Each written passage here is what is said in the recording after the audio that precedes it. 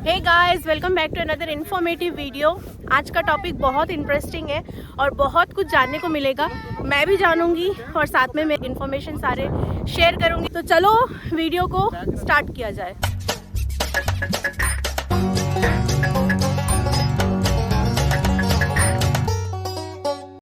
So guys, आज है मेरे साथ मेरा फ्रेंड, मेरा स्कूल का दोस्त अनिल से हेलो। सो अनिल के पास ना बहुत सारे इन्फॉर्मेशंस है क्योंकि अनिल ने अभी रिसेंटली घर खरीदा है यूके में। सो बहुत प्यारा घर है और हम लोग कुछ दिन पहले ही अनिल के घर गए थे। तो अनिल से आज हम लोग जानेंगे कि यहाँ यूके में अगर घर खरीदना हो तो कौन कौन सी चीज़ें हैं, कैसे कैसे स्टेप्स हैं, क्या क्या प्रोसेस है। जितना हो पाएगा मैं अनिल से इन्फॉर्मेशन लूँगी और आप लोगों के साथ शेयर करूँगी। तो अनिल, रेडी बताने के लिए? बिल्कुल बिल्कुल। नहीं बताऊंगा तो गूगल कर लियो कि अगर दिमाग में ये सबसे पहला थॉट आया कि मुझे यूके में एक घर खरीदना है तो सबसे पहला काम या सबसे पहला प्रोसेस या स्टेप क्या है? अंदर में इच्छा कि घर खरीदना है, सेकंड है पैसा। सबसे पहला है अकाउंट में पैसा और तुम्हारी इच्छा और तुम्हारे चॉइस का लोकेशन, अगर तुमको पता है कि खरीदना है कहाँ पे। और उसके बाद केवल इतने मैटर नहीं करता, सबसे पहले तुम्हारे घर में तुम्हारे अंदर इमेजिनेशन होनी चाहिए कि घर का डिज़ाइन किस तरीके से होना चाहिए, क्योंकि बहुत मैटर करता है। क्योंकि हम लोग घर लेते हैं तो केवल ये मैटर नहीं करता है कि लॉन्ग टर्म के लिए लेना है या फिर शॉर्ट टर्म के लिए लेना है, ये भी मैटर करता है कि वो घर रीसेल में ज़्यादा प्रॉब्लम ना हो। तो ये बहुत ज़्यादा मैटर करता है। तो उसके लिए बहुत सारे फैक्टर्स होते हैं, स्कूल का होना, हॉस्पिटल्स का होना, आसपास का ये लोकेलिटी कैसा है, क्राइम रेट तो ज़्यादा नहीं है, ऐसे बहुत सारे फैक्टर्स होते हैं। तो क्राइम रेट के लिए तो हम लोग गूगल कर सकते हैं। क्राइम रेट के लिए हम गूगल कर सकते हैं। उसके साथ साथ सबसे इम्पोर्टेंट ये भी होता है कि आपका क्रेडिट हिस्ट्री जो होता है एटलीस्ट लास्ट 6 मंथ्स का, आपका जो बैंक स्टेटमेंट है वो काफ़ी क्लीन होना चाहिए। सबसे पहले तो पर्सनल कन्वीनियंस सही होना चाहिए। कहने का मतलब ये कि ट्रांसपोर्टेशन कैसा है। ट्रांसपोर्टेशन के बाद ये भी होता है कि आपका ऑफिस है ना, ऑफिस। अगर तुम्हारे पास अगर पर्सनल गाड़ी नहीं है तो फिर ट्रेन और पब्लिक ट्रांसपोर्ट कैसा है वहाँ पर? कुछ लोगों के दिमाग में थॉट रहता है कि बिना ILR के घर खरीदना कितना सेफ है या कितना रिस्की है। तो तेरे हिसाब से कितना सेफ है या कितना रिस्की है? घर खरीदना ये आपका डिसीजन होना चाहिए कि आपको कितने लॉन्ग टर्म के लिए रहना है या कितने टर्म के लिए रहना है। और ये बिल्कुल मैटर नहीं करता कि आपको आपका ILR है या Tier 2 वीज़ा है या फिर वो सोचना नहीं चाहिए उसके लिए। अगर घर लेना है तो ले लेना चाहिए। और क्योंकि यहाँ पे रीसेल बहुत जल्दी हो जाता है, बहुत जल्दी आप घर बेच सकते हैं। तो रीसेल का वैल्यूएशन भी सही मिलता है, ऐसा नहीं कि डिग्रेड हो जाता है। नहीं, ऐसा नहीं होता। अनलेस प्रॉपर्टी कुछ डैमेज हुई है तो हो सकता है कि चांसेस कि घर के वैल्यूज़ कम हो जाए, बट ऐसे चांसेस के बहुत कम होते हैं। और प्राइस कम होने का एक ही रीज़न होता है, जैसे कि लास्ट टाइम कोविड हुआ था, तो फिर कुछ भी फाइनेंशियल अगर अक्रॉस यूके में अगर कुछ ऐसा कुछ क्राइसिस आया है तो फिर चांसेस है कि घर के प्राइसेस कम हो जाए। जैसे कि अभी Birmingham, I am not sure कि वहाँ पे घर के प्राइस कम होंगे या उतने ही रहेंगे या बढ़ेंगे। वो आप वेबसाइट में भी देख सकते हैं कि उसका लास्ट 5 इयर्स का कैसा है। हाँ, वो तो आप ज़ुबला के थ्रू भी चेक कर सकते हैं या फिर नेशन वाइड का जो एक प्राइस इंडेक्स होता है उसके आप थ्रू चेक कर सकते हैं कि घर के प्राइसेस का कर्व कैसा जा रहा है, आपके एरिया का कर्व कैसा जा रहा है। जब आप वीज़ा में रहते हो, Tier 2 वीज़ा में रहते हो, तो सबसे पहला इम्पोर्टेंट चीज़ ये है कि हर लैंडर आपको लोन देने के लिए तैयार नहीं होता है। अच्छा, है ना। तो और सबसे बड़ा प्रॉब्लम यहाँ पे ये होता है कि आपका डिपॉजिट बहुत मैटर करता है। अगर आप वीज़ा में हो तो जितना ज़्यादा डिपॉजिट आपके पास रहेगा, एज एन एग्जांपल अगर आप 25% डिपॉजिट देते हो तो मोस्ट ऑफ द लैंडर आपके लिए ओपन हो जाते हैं लोन देने के लिए। लेकिन अगर आप सोचोगे कि 5% डिपॉजिट या 10% डिपॉजिट में, तो बहुत ही कम चांसेस है, बहुत ही कम लैंडर्स होंगे जो आपको लोन देने के लिए तैयार रहेंगे। जैसे हेलीफैक्स एक है जो लोन देने को तैयार होता है, एक बैंक ऑफ आयरलैंड है जो बैंक लोन देने को तैयार होता है इस केस में। बट उसके साथ साथ ये भी मैटर करता है कि आपका जो वीज़ा है वो कब रिन्यू होने वाला है या फिर कब उसकी एक्सपायरी है। कम से कम मिनिमम 1 साल की एक साल का स्पेस होना चाहिए आपके वीज़ा में। 1 साल बाद ही एक्सपायर हो वीज़ा।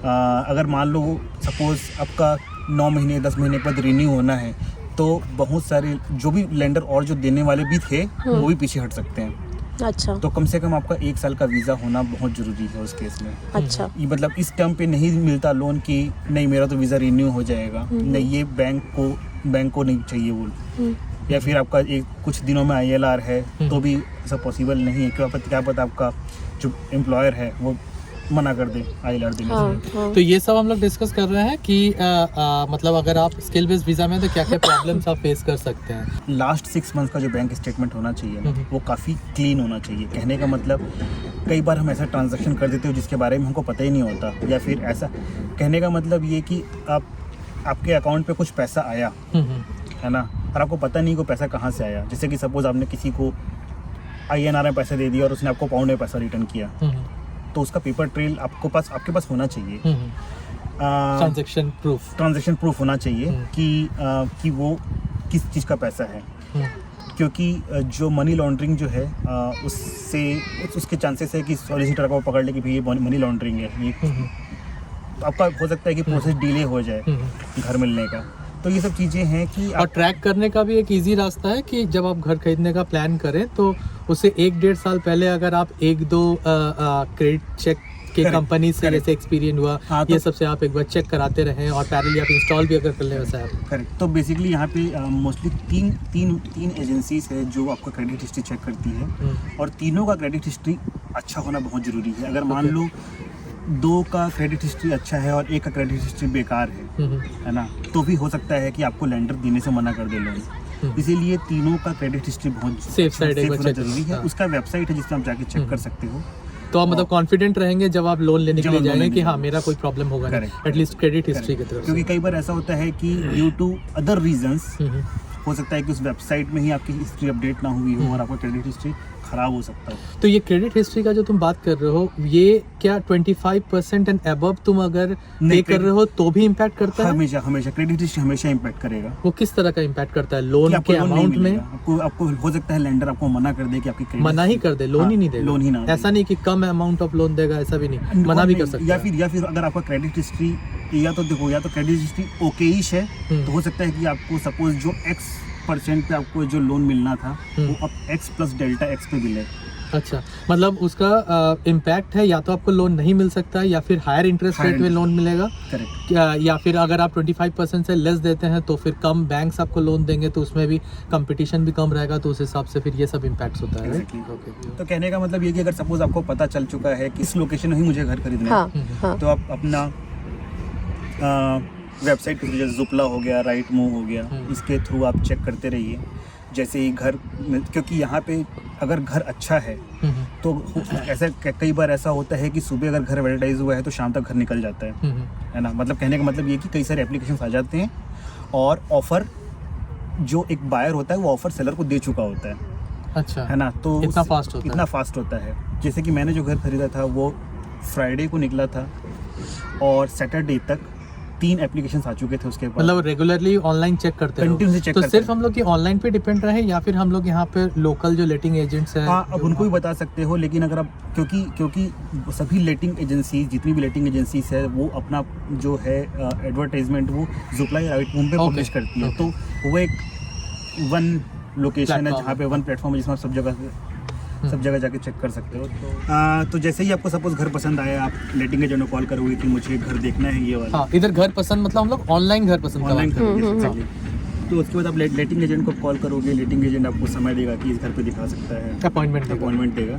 उस पर जाइए और जितने एक्चुअली आप घर खरीदना एक बड़ा डिसीजन होता है, तो उसके पहले ही आप कई सारे अगर होमवर्क कर ले तो आपको बहुत सारा समय बच जाएगा कि जाना है भी कि नहीं देखने के लिए। तो जैसे कि आप पहले चेक कर ली क्राइम स्टेटिस्टिक्स कैसा है, हालांकि आप वो तो चेक कर ही लोगे जब आपको पता रहेगा किस एरिया में घर देखना है, लेकिन साथ में ऐसे कई सारे चेक्स होते हैं जो आप चेक कर सकते हो। और गूगल में कई सारे रिव्यूज़ पढ़ लो उस एरिया के बारे में, और उसके बाद जब आपके क्वेश्चंस पहले से तैयार होना चाहिए लेटिंग एजेंट के साथ में, जैसे कि उसका क्राइम रेट क्या है, फिर उसके बाद स्कूल्स कैसे हैं वहाँ पर, वो तो आपको वैसे भी वेबसाइट में मिल जाएगा, राइट। प्राइमरी सेकेंडरी स्कूल्स कैसे हैं वहाँ पर से, आपका railway station, bus stop shop कितना दूर है, ये सब हुआ ऑनलाइन चेक। उसके बाद फिर आप एजेंट के पास गए, उसके बाद एजेंट को अपॉइंटमेंट दिया, उसके बाद फिर उस एजेंट पे गए, तो फिर वहाँ पर जब फिजिकल विजिट किए तो फिजिकल विजिट करने के समय भी हम लोग को क्या क्या फिजिकल चेक करना पड़ेगा, जैसे इंडिया में जैसे वास्तु चेक वेक होता है उस तरह हाँ, का? वास्तु चेक अगर आपके लिए वास्तु इंपॉर्टेंट है तो आप हाँ। चेक कर सकते हो। आप तो वो भी आप गूगल में कर सकते हो। हाँ, देखना चालू करोगे तो फिर आपको पहले से खुद से एक इमेजिनेशन कर लेना चाहिए कि क्या चाहिए घर पे। जैसे कि कई बार ऐसा होता है कि टॉयलेट है नीचे, सपोज अंडर स्टेयर्स टॉयलेट है, तो अब वहाँ पे एग्जॉस्ट नहीं है सपोज, ओके, तो वो एक प्रॉब्लम है। तो उसके लिए Okay. होना चाहिए कि भाई वहाँ पे एग्जॉस्ट फैन है कि नहीं है। मैंने कई सारे घर देखे थे जहाँ पे एग्जॉस्ट मुझे ऐसा लगा था कि ये हो सकता है कि प्रॉब्लम आए, तो फिर मैंने घर को वही मना कर, मतलब उसको मैंने by exhaust you mean window या फिर एग्जॉस्ट फैन? वेंटिलेशन, हाँ वही विंडो ही हो गया। Window. क्योंकि वेंटिलेशन अगर होता है ना तो डैम्पनेस का प्रॉब्लम ही चले जाता है। क्योंकि फैन तो हम लोग लगा सकते हैं कहीं पे भी। हाँ। करेक्ट। तो वो सब चीज़ है। और अगर जब जा रहे हो तो अगर घर देखने जा रहे हो तो उस टाइम पे आपको ये भी देखना बहुत इंपॉर्टेंट, घर में लाइट आ रही है कि नहीं आ रही, नेचुरल लाइट। ओके। साथ में आपको विजिबली देखना भी चाहिए कि घर में कहीं डैम्पनेस तो दिख नहीं रहा है। यूजुअली वो डैम्पनेस दिखने अगर नहीं दिखता है तो कई बार स्मेल से ही पता चल जाता है कि घर में डैम्प है या फिर नहीं है। अभी तुम जो नेचुरल लाइट का बात कर रहे हो, ये तो पॉसिबल नहीं है कि हर रूम में नेचुरल लाइट है, क्योंकि पूरा घर 2 साइड में डिवाइड रहता है। लोग बोलते हैं कि साउथ फेसिंग बेकार होता है, लेकिन अगर ये भी देखा जाए कि अगर मान लो सपोज अगर आप सन का रोटेशन देखोगे तो वो ईस्ट टू वेस्ट जो जाता है फिर टुवर्ड्स साउथ ऐसा होता है। और क्योंकि कोल्ड कंट्रीज में साउथ फेसिंग के घर काफ़ी अच्छे होते हैं क्योंकि वो गर्म रखता है घर को, अच्छा, है ना।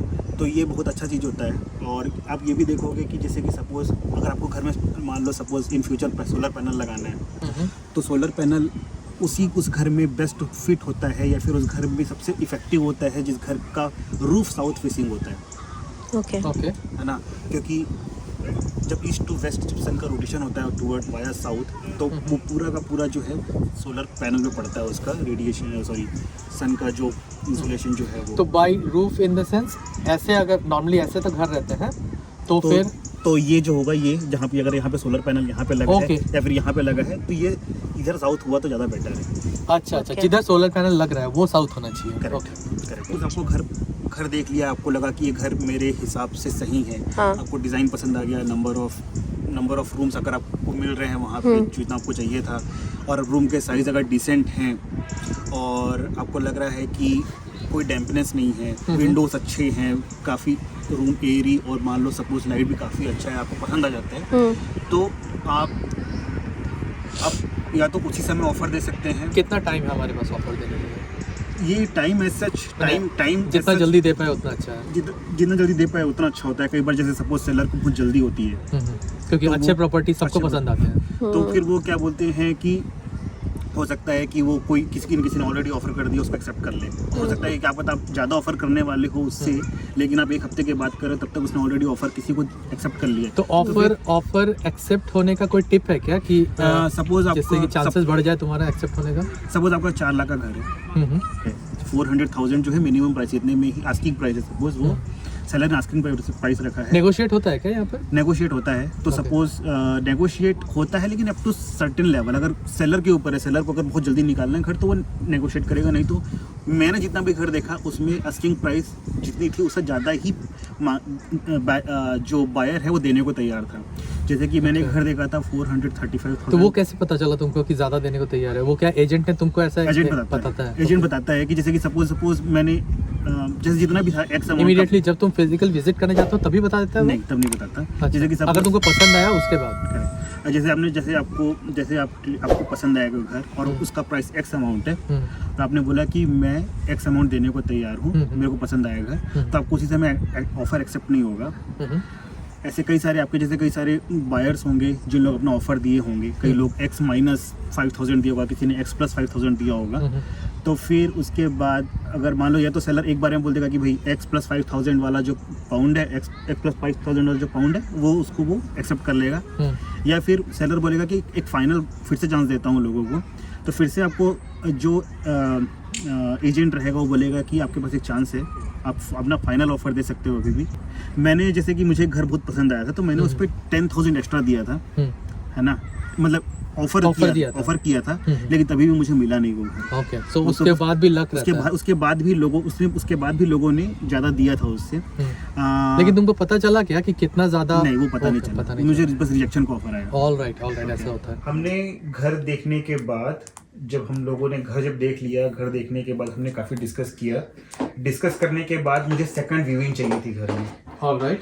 तो फिर मैंने सेकंड व्यूइंग के लिए नेक्स्ट डे फिर से अपॉइंटमेंट बुक किया कि अब कई बार ऐसा होता है कि आपको डबल कंफर्मेशन चाहिए होता है, वो था मेरे साथ। पहली बार जब गया था तो मैं और मेरी वाइफ बस थे। सेकंड विजिट में मैं और अपने एक फ्रेंड को भी लेके गया था, ताकि तो उसका भी उसकी एक नजरिया थर्ड से ही आई, देखो। उसकी नजरिए से भी कैसा है। तो मेरे साथ ऐसा था कि फर्स्ट व्यू जो था मैं मॉर्निंग में था, सेकंड व्यू मैंने स्पेसिफिकली मैं शाम को चाहता था, ताकि दोनों तो टाइम का मॉर्निंग पता मतलब चल मोस्ट जाए। इम्पोर्टेंट रहता है, धूप वूप सब देखने की तरफ से। करेक्ट। ओके। और मान लो सपोज जैसे कि घर भी है, जैसे जितना पुराना घर होता है वो घर ठंडा होता है, नए घर ज्यादा एनर्जी एफिशिएंट घर होते हैं। तो सपोज अगर घर ऑलरेडी बिना हीटर के वार्म है, दिसंबर जनवरी के टाइम पे लाइट अच्छी आ रही है, तो मेरे को लगता है सबसे एनर्जी एफिशिएंट घर वही है। एक सबसे इम्पोर्टेंट ये बात है कि जैसे सपोज आपको घर देखना चालू कर रहे हो आप, डिसीजन इन प्रिंसिपल जो होता है वो किसी भी आप लेंडर के थ्रू आप डिसीजन इन प्रिंसिपल ले लीजिए। जैसे सपोज आपका घर जितने का भी है, जितना भी आपका बजट है, क्या आपको उतना लोन मिल पाएगा, है ना। तो ये एक डिसीजन इन प्रिंसिपल होता है, DIP जिसको बोलते हैं। वो लेंडर आपको बना के देता है, आपको तभी एंटरटेन करते हैं जब आपके पास वो डॉक्यूमेंट है। वो तो वो प्री रिक्विजिट है घर देखने के लिए। करेक्ट, क्योंकि जैसे कि आप बोलोगे कि आप जैसे कि आप एजेंट को कॉल करोगे कि बोलोगे मुझे ये घर पसंद आया है, तो एजेंट अपना पहले ही फिल्टर कर देता है लोगों को, क्योंकि वैसे तो अगर आपका देने का ही औकात नहीं होता तो फिर आप चुनते घर। कहने मतलब ये है कि अगर आप उतना घर देख लिए हो और घर आपको लगेगा कि भाई आपकी इतनी अर्निंग है नहीं, या फिर आपके घर बजट के बाहर है, तो फिर आपको एजेंट दिखाएगा ही नहीं। इसीलिए पहले वो डिसीजन प्रिंसिपल देखते हैं कि हाँ कि this guy can borrow this much loan, तो फिर आपको घर दिखाएगा। तो उसके लिए कोई चार्जेस लगता है क्या? 0 फ्री। अच्छा, वो फ्री है। वो ऑनलाइन होता है कि उसके लिए बैंक जाना पड़ेगा? सबसे इम्पोर्टेंट तो ये है कि आप कोई भी फाइनेंशियल एडवाइजर आप ले लो। फाइनेंशियल एडवाइजर आपको कहीं से भी आप ले सकते हो और वो फ्री ऑफ कॉस्ट होते हैं। तो आप किसी फाइनेंशियल, और कई सारे वेबसाइट भी है जैसे कि LNC होगी, लंडन कंट्री, और बहुत सारे फाइनेंशियल एडवाइजर्स अवेलेबल है। फेसबुक से भी आप कई सारे फाइनेंशियल एडवाइजर ले सकते हो।